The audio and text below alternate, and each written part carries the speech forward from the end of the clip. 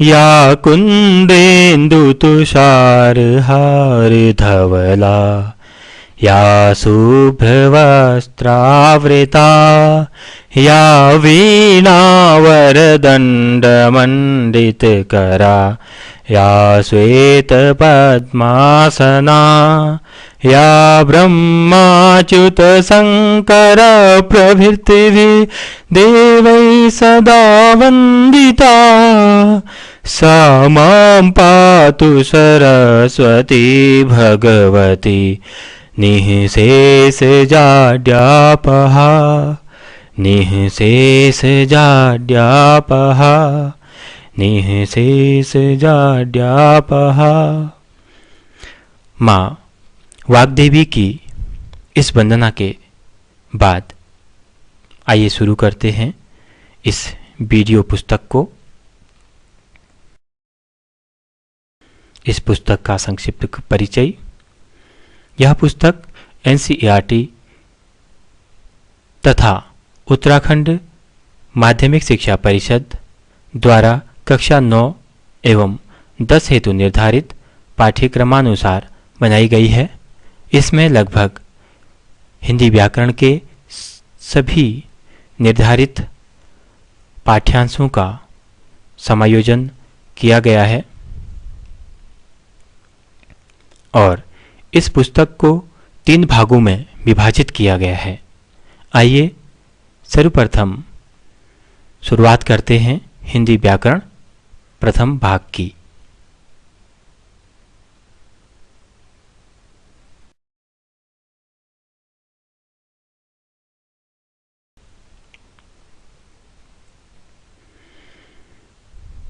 क्रिया। जिस शब्द से किसी कार्य के करने या होने का बोध होता है उसे क्रिया कहते हैं। जैसे आंसू खाना खा रही है, चिड़िया आकाश में उड़ रही है, सुलेखा खो खो खेलती है। ऊपर के वाक्यों में खा रही है, उड़ रही है, खेलती है क्रियापद हैं। धातु। क्रिया के मूल रूप को धातु कहा जाता है। जैसे आ, खा, पढ़, लिख, जा, पी, चल, सक। क्रिया का सामान्य रूप। धातु में ना प्रत्यय जोड़कर प्रयुक्त किए जाने वाले रूप को क्रिया का सामान्य रूप कहा जाता है। जैसे पढ़ धन्ना बराबर पढ़ना, लिख धन्ना बराबर लिखना, बोल धन्ना बराबर बोलना, चल धन्ना बराबर चलना, खा धन्ना बराबर खाना, पी धन्ना बराबर पीना।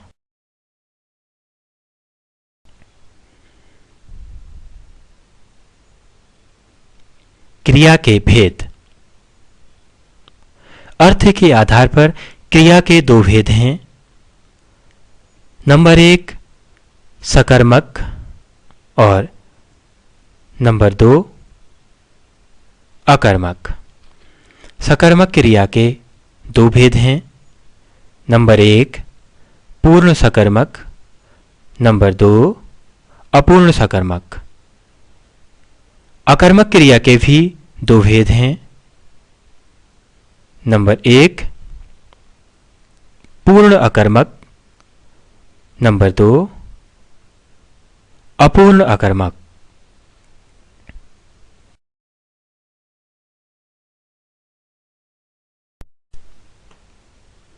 सकर्मक क्रिया। जिस क्रिया के कार्य का फल कर्म पर पड़ता है उसे सकर्मक कहते हैं। इन क्रियाओं में कर्म अवश्य होता है, इसीलिए इसे सकर्मक कहा जाता है। जैसे बालक बिस्किट खाता है, राधा पत्र लिख रही है। उपर्युक्त वाक्यों में बिस्किट और पत्र कर्म हैं। इन वाक्यों में क्या से प्रश्न करने पर क्रिया का उत्तर बिस्किट एवं पत्र मिल जाता है, अतः क्रिया सकर्मक है। सकर्मक क्रिया 2 प्रकार की होती है। नंबर 1 पूर्ण सकर्मक, नंबर 2 अपूर्ण सकर्मक। नंबर 1 पूर्ण सकर्मक। इस क्रिया के भी 2 भेद हैं। नंबर 1 पूर्ण एक कर्मक क्रिया, नंबर 2 पूर्ण द्विकर्मक क्रिया। पूर्ण एककर्मक क्रिया।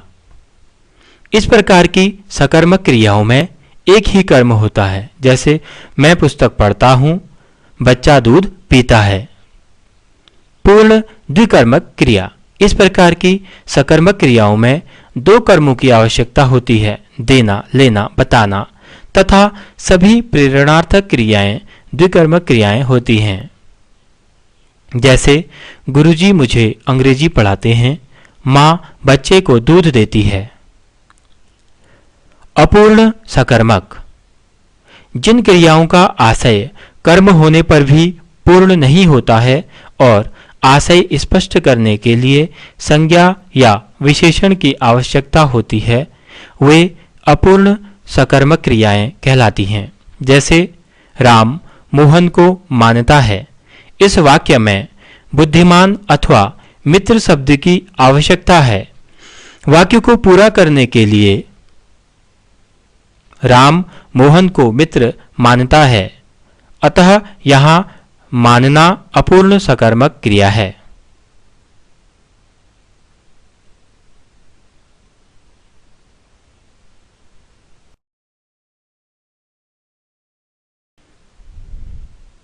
अकर्मक क्रिया।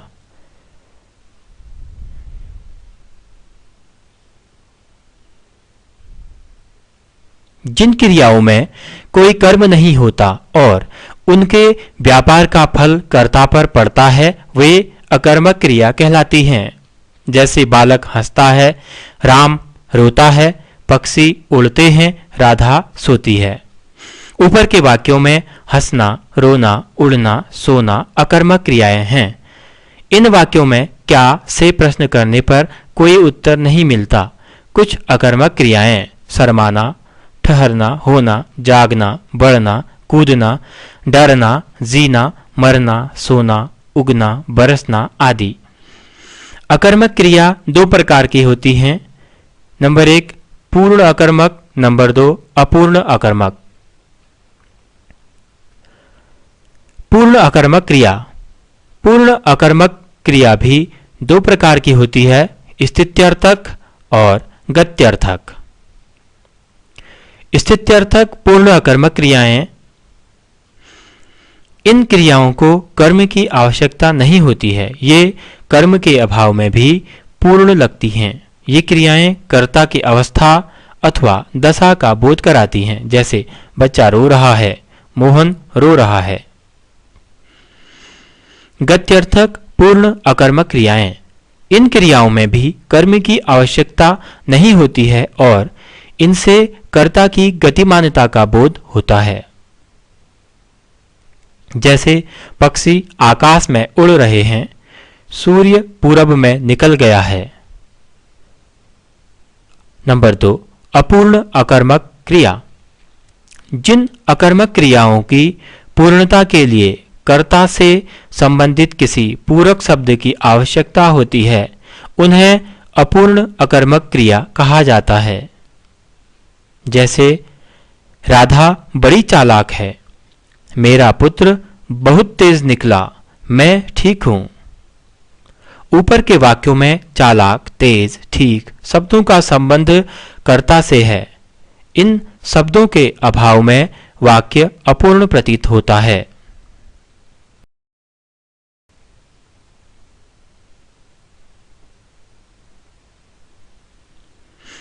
अकर्मक क्रिया का सकर्मक रूप। जब अकर्मक क्रिया के साथ उसी धातु से बनी कोई भाववाचक संज्ञा जोड़ देते हैं, तब वह क्रिया सकर्मक हो जाती है।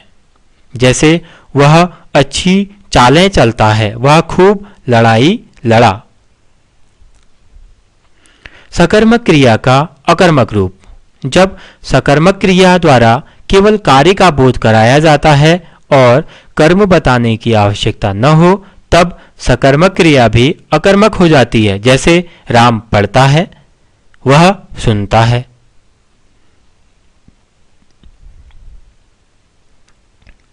सकर्मक एवं अकर्मक की पहचान। जिस वाक्य में किसकी, किसको, क्या, का उत्तर मिलता है वह सकर्मक है। जैसे राम फल खाता है, क्या खाता है? फल। वह पुस्तक पढ़ता है, क्या पढ़ता है? पुस्तक। इन वाक्यों में प्रयुक्त क्रियाएं सकर्मक हैं।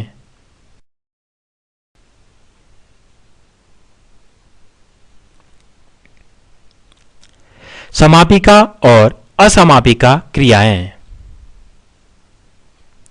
समापिका क्रिया जो क्रियाएं वाक्य के अंत में वाक्यों की समाप्ति करती है समापिका क्रिया कहलाती है। प्रायः प्रत्येक सरल वाक्य के अंत में समापिका क्रिया रहती है। जैसे कविता पढ़ती है, राहुल गाता है, मैं घर जा रहा हूं। ऊपर के वाक्यों में पढ़ती है, गाता है, जा रहा हूं समापिका क्रियाएं हैं।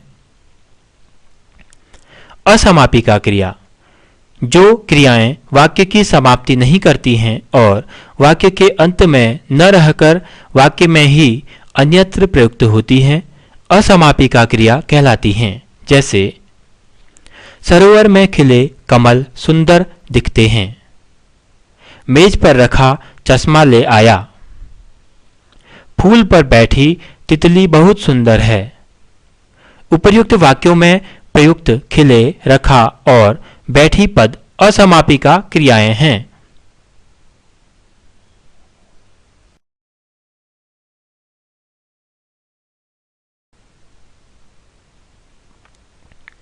संरचना की दृष्टि से क्रिया भेद।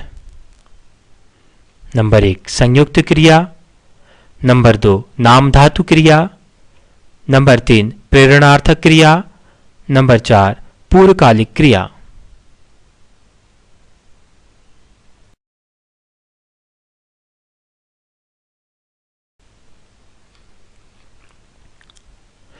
सबसे पहले जानते हैं संयुक्त क्रिया के संबंध में। संयुक्त क्रिया दो या दो से अधिक क्रियाएं मिलकर जब किसी पूर्ण क्रिया को बनाती हैं तब वे संयुक्त क्रियाएं कहलाती हैं। संयुक्त क्रिया मुख्य क्रिया एवं गौड़ क्रिया के योग से बनती हैं। जैसे मैं खाना खा चुका हूं, इस वाक्य में खा चुका हूं क्रियापद खाना और चुकना दो क्रियाओं के मेल से बना है। संयुक्त क्रियाएं सामान्यतया निम्नलिखित अर्थों में प्रयुक्त की जाती हैं। आरंभ एवं अवकाश बोधक क्रिया के सामान्य रूप के ना को ने करके आगे लगाना, क्रिया जोड़कर आरंभ बोधक व अवकाश बोधक संयुक्त क्रिया बनती है। जैसे पानी बरसने लगा, हवा चलने लगी, मुझे घर जाने दो आदि।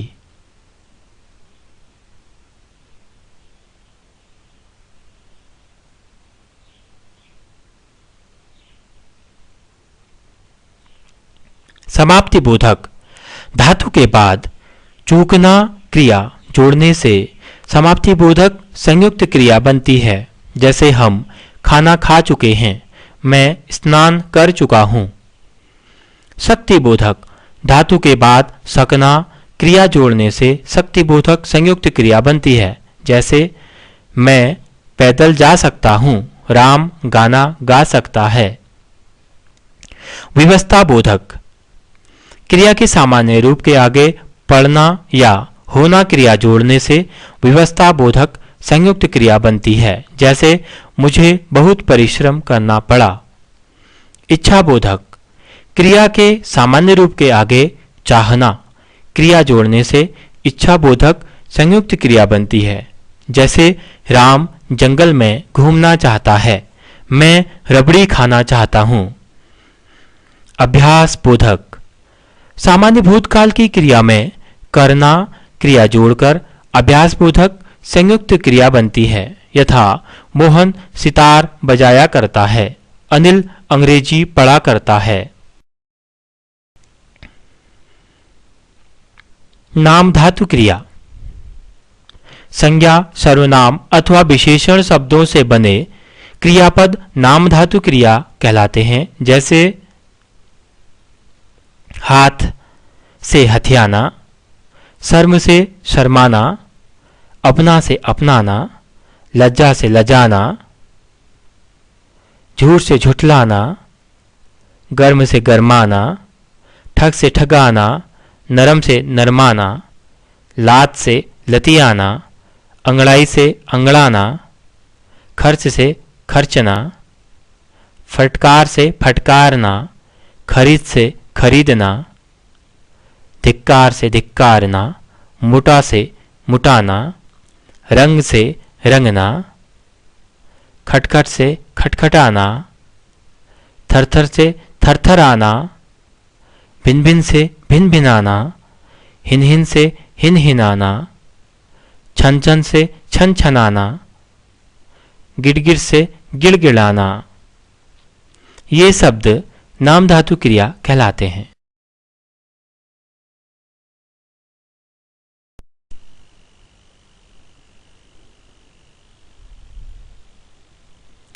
प्रेरणार्थक क्रिया।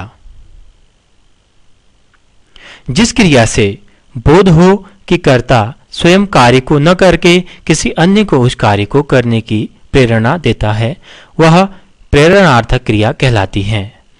ऐसी क्रियाओं के दो कर्ता होते हैं। नंबर 1 प्रेरक कर्ता, प्रेरणा प्रदान करने वाला।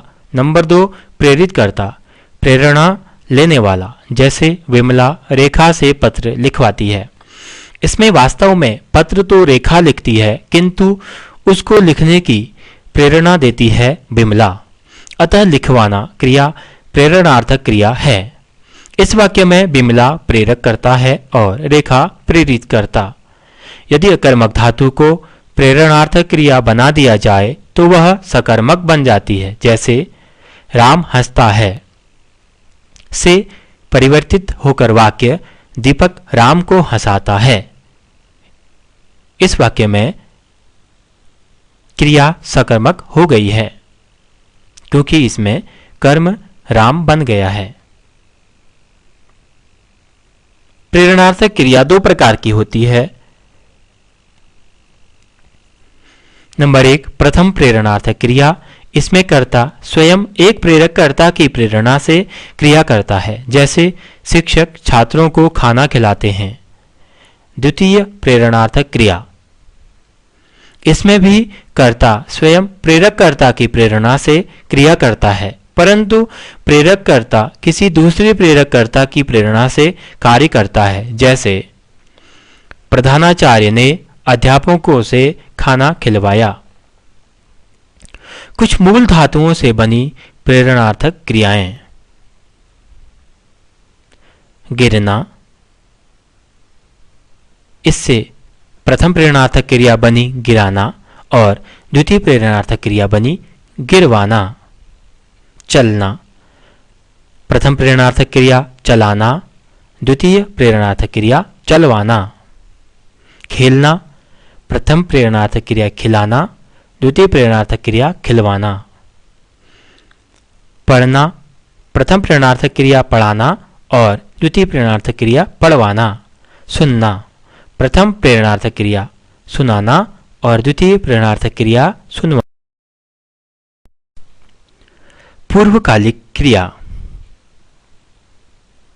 किसी क्रिया से पूर्व यदि कोई अन्य क्रिया आए तो वह पूर्वकालिक क्रिया कहलाती है। जैसे मैं अभी सोकर उठा हूं।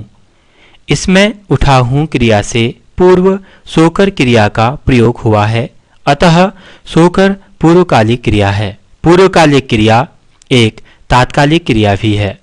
जहां एक क्रिया की समाप्ति के बाद दूसरी क्रिया का संपन्न होना पाया जाए, वहां पहली क्रिया तात्कालिक क्रिया अथवा पूर्वकालिक क्रिया कहलाती है। यह धातु के अंत में ते प्रत्यय लगाकर उसके आगे ही जोड़ने से बनती है। जैसे घर आते ही वह सो गया। राहुल शादी होते ही दुदुली गया। ललित ग्रीष्मावकाश पड़ते ही घूमने चला गया।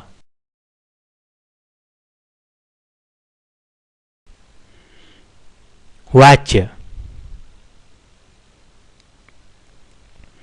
क्रिया के जिस रूप से यह बोध होता है कि वाक्य में क्रिया द्वारा कही गई बात का विषय कर्ता है, भाव है या कर्म है, उसे वाच्य कहते हैं। वाच्य 3 प्रकार के होते हैं। नंबर 1, कर्तृवाच्य। इसमें कर्ता की प्रधानता होती है और क्रिया कर्ता के लिंग तथा वचनानुसार होती है। कर्तृवाच्य में अकर्मक तथा सकर्मक दोनों ही प्रकार के वाक्य होते हैं, जैसे राजा पत्र लिखता है, बालक सोता है।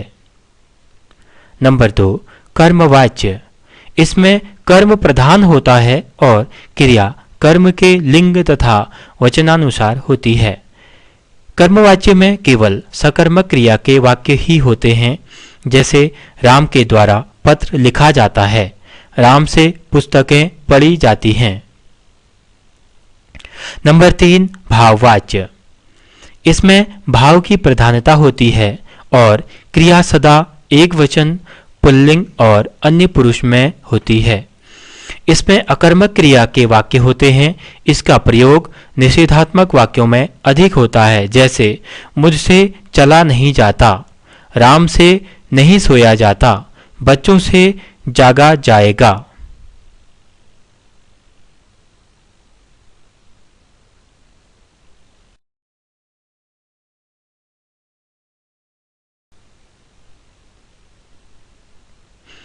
नेपरसर्ग और क्रिया। नेपरसर्ग कर्ता कारक का विभक्ति चिन्ह है। इसका प्रयोग वर्तमान काल एवं भविष्य काल में नहीं होता है, जैसे लड़की स्कूल जाती है, राजू बाजार जाएगा आदि। नेपरसर्ग का प्रयोग प्रायः सकर्मक भूतकालिक क्रिया के साथ ही होता है, जैसे राम ने रावण को मारा, गीता ने पुस्तक पढ़ी। नेपरसर्ग का प्रयोग भूतकाल की अकर्मक क्रिया के साथ नहीं होता है, जैसे वह हंसा, राम गिरा, चिड़िया उड़ी आदि। विशेषण। जो शब्द संज्ञा या सर्वनाम की गुण, दोष, संख्या, परिमाण आदि विशेषताओं का बोध कराते हैं, वे विशेषण कहलाते हैं, जैसे अच्छा विद्यार्थी, काला घोड़ा, मैले कपड़े, हजारों लोग आदि। विशेषण एवं विशेष्य। जिन संज्ञा अथवा सर्वनाम की विशेषता बतलाई जाती है, उन्हें विशेष्य कहा जाता है, और जो विशेषता बताई जाती है उसे विशेषण कहा जाता है। जैसे काली गाय, इस वाक्य में काली विशेषण एवं गाय विशेष्य है। प्रविशेषण। जो शब्द विशेषण शब्द की विशेषता बताते हैं, उन्हें प्रविशेषण कहा जाता है। यथा मुकेश बहुत अच्छा लड़का है, इस वाक्य में अच्छा विशेषण एवं बहुत प्रविशेषण है।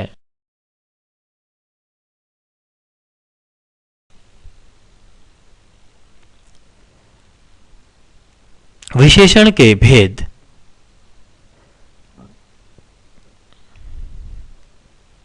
नंबर 1, गुणवाचक। नंबर 2, संख्यावाचक। नंबर 3, परिणामवाचक। और नंबर 4, सार्वनामिक।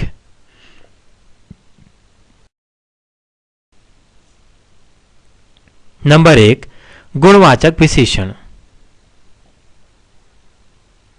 जो शब्द संज्ञा अथवा सर्वनाम के गुण, दोष, रंग, आकार, अवस्था, स्थिति आदि का बोध कराते हैं, वे गुणवाचक विशेषण कहलाते हैं। जैसे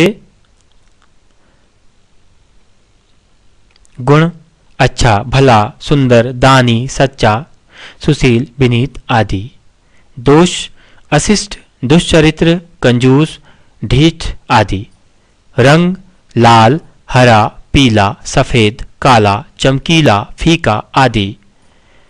दशा निरोगी, रुग्ण, बीमार, रोगी, स्वस्थ, अस्वस्थ आदि। आकार गोल, सुडौल, नुकीला, समान, मोटा, लंबा, विशाल आदि। काल दोपहर, संध्या, सवेरा, प्राचीन, नवीन, मासिक आदि। स्थान भीतरी, बाहरी, पंजाबी, जापानी, विदेशी, पहाड़ी आदि। दिशा, उत्तरी, दक्षिणी, पूर्वी, पश्चिमी, ऊपरी, बाहरी आदि। अवस्था, गीला, सूखा, नम, शुष्क, आर्द्र, जला, भुना हुआ आदि।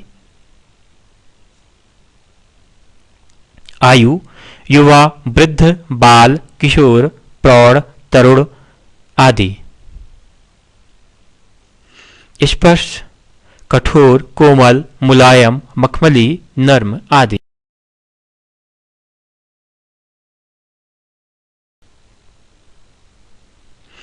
परिणामवाचक विशेषण, जिन शब्दों से संज्ञा या सर्वनाम की मात्रा अथवा नापतोल का ज्ञान हो वे परिणामवाचक विशेषण कहलाते हैं। परिणामवाचक विशेषण के दो प्रकार हैं, निश्चित परिणामवाचक विशेषण और अनिश्चित परिणामवाचक विशेषण। निश्चित परिणामवाचक विशेषण जिन विशेषण शब्दों से संज्ञा या सर्वनाम की निश्चित मात्रा का ज्ञान हो, जैसे 2 लीटर दूध, 10 किलो चीनी, 1 एकड़ जमीन, 4 मीटर कपड़ा, 3 इंच वर्षा आदि। ये शब्द निश्चित परिणामवाचक विशेषण कहलाते हैं क्योंकि इनसे संज्ञा या सर्वनाम की किसी एक निश्चित मात्रा का बोध होता है। अनिश्चित परिणामवाचक विशेषण जिन विशेषण शब्दों से संज्ञा अथवा सर्वनाम की निश्चित मात्रा का ज्ञान नहीं होता है उसे अनिश्चित परिणामवाचक विशेषण कहा जाता है, जैसे कुछ सेब, थोड़ा पानी, सारी संपत्ति, थोड़े चावल, अधिक धन, भारी बोझ।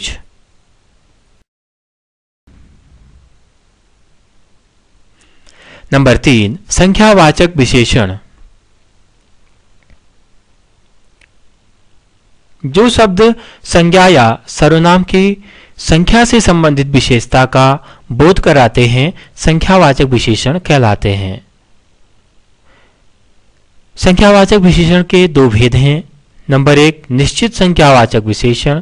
नंबर 2, अनिश्चित संख्यावाचक विशेषण। निश्चित संख्यावाचक विशेषण इनसे संज्ञा या सर्वनाम की निश्चित संख्या का बोध होता है, जैसे 10 छात्र, 5 लड्डू, 4 स्कूल, पहला छात्र, 8 वृक्ष। अनिश्चित संख्यावाचक विशेषण इनसे संज्ञा या सर्वनाम की अनिश्चित संख्या का बोध होता है, जैसे कुछ छात्राएं, अधिक महिलाएं, हजारों लोग, अनगिनत।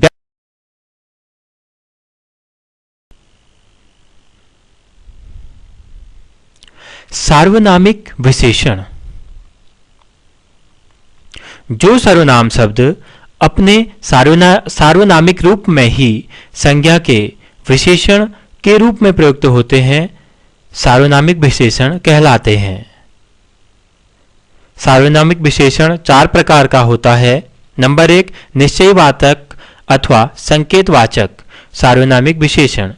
ये विशेषण संज्ञा की ओर निश्चित संकेत करते हैं, जैसे उस पुस्तक को इधर ले आइए, यह कलम मेरी है, वह पंखा मुकेश का है आदि। नंबर 2, अनिश्चयवाचक सार्वनामिक विशेषण। ये विशेषण संज्ञा की ओर अनिश्चित संकेत करते हैं, जैसे कोई व्यक्ति आया है, कई लड़के आए हैं, कुछ पुस्तक ले आना आदि। नंबर 3, प्रश्नवाचक सार्वनामिक विशेषण।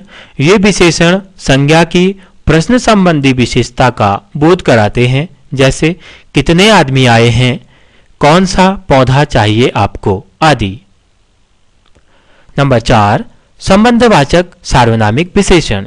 ये विशेषण वाक्य में प्रयुक्त एक संज्ञा या सर्वनाम का दूसरे संज्ञा अथवा सर्वनाम से संबंध का बोध कराते हैं, जैसे जो पुस्तक कल खरीदी थी वह खो गई, जिसको पूछो वही गायब है।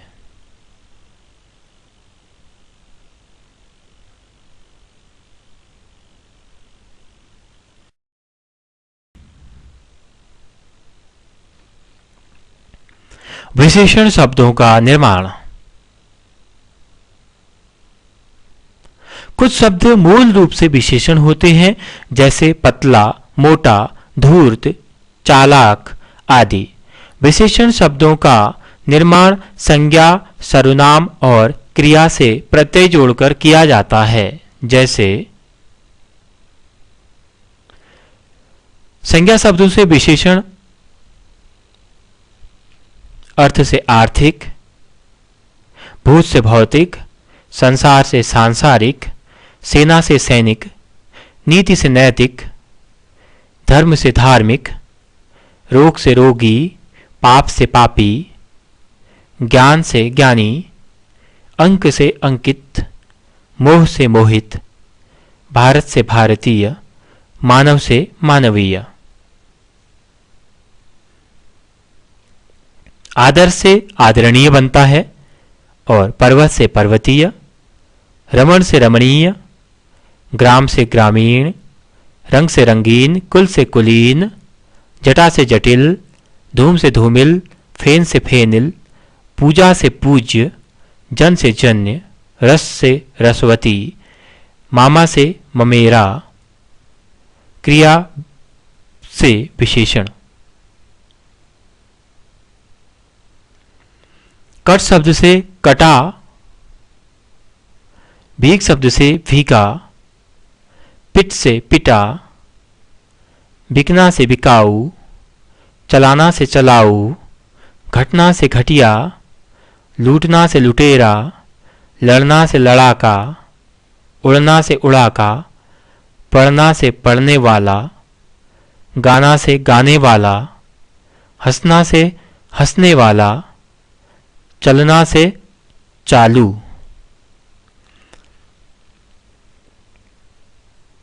सर्वनाम शब्दों से विशेषण।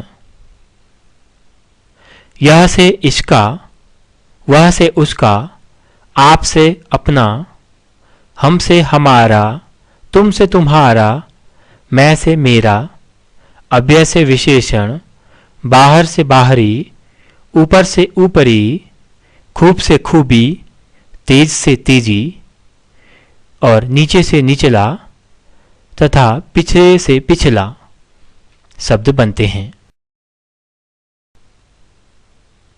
विशेषणों में परिवर्तन के नियम। विशेष्य के लिंग वचन कारक के अनुसार ही विशेषण के लिंग वचन और कारक भी होते हैं। जैसे पुल्लिंग एक वचन का रूप है अच्छा लड़का, काला घोड़ा, छोटा लड़का। पुल्लिंग बहुवचन में आकारांत पुल्लिंग विशेषण बहुवचन में एकारांत हो जाते हैं। यथा अच्छे लड़के, काले घोड़े, छोटे लड़के। स्त्रीलिंग एक वचन अच्छी लड़की, काली घोड़ी, छोटी लड़की। स्त्रीलिंग बहुवचन में विशेष्य के वचन परिवर्तन होने पर भी विशेषण एक वचन में ही रहता है। जैसे अच्छी लड़कियां, काली घोड़ियां, छोटी लड़कियां। विशेष्य के साथ परसर्ग अर्थात कारक चिन्ह लगाने पर आकारांत पुल्लिंग विशेषण एक वचन में भी एकारांत हो जाता है। जैसे बुरे लड़के ने, हरे पेड़ पर, बड़े घोड़े ने। ईकारांत स्त्रीलिंग विशेषण विशेष्य के साथ परसर्ग लगने पर भी दोनों वचनों में ईकारांत ही रहेगा। यथा काली बकरी ने, काली बकरियों ने, अच्छी लड़की ने और अच्छी लड़कियों ने।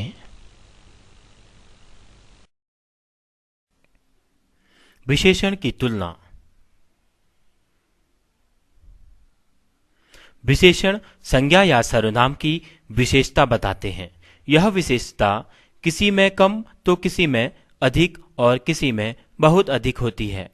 विशेषणों के इस आकलन को ही तुलना कहा जाता है। विशेषण की 3 अवस्थाएं मानी जाती हैं। नंबर 1 मूलावस्था, नंबर 2 उत्तरावस्था, नंबर 3 उत्तमावस्था।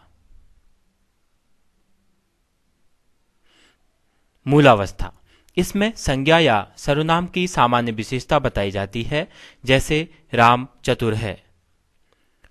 उत्तरावस्था, इसमें 2 व्यक्ति या वस्तुओं की विशेषता की तुलना करके एक की अधिकता या न्यूनता बताई जाती है, जैसे सीता राम से चतुरतर है। उत्तमावस्था, इसमें दो से अधिक व्यक्तियों की विशेषता की तुलना करके एक को सबसे अधिक या न्यून बताया जाता है, जैसे ललित सब लड़कों में चतुरतम है। इस प्रकार विशेषण की तीन अवस्थाएं मूलावस्था, उत्तरावस्था और उत्तमावस्था होती हैं। इनके कुछ उदाहरण इस प्रकार हैं: उच्च, उच्चतर, उच्चतम; गुरु, गुरुतर, गुरुतम; योग्य, योग्यतर, योग्यतम; प्रिय, प्रियतर, प्रियतम; लघु, लघुतर, लघुतम। हिंदी व्याकरण के इस वीडियो को देखने के लिए धन्यवाद। विद्या ददाति विनयम, विनयाद् याति पात्रताम, पात्रत्वात् धनमाप्नोति, धनात् धर्म, ततः सुखम।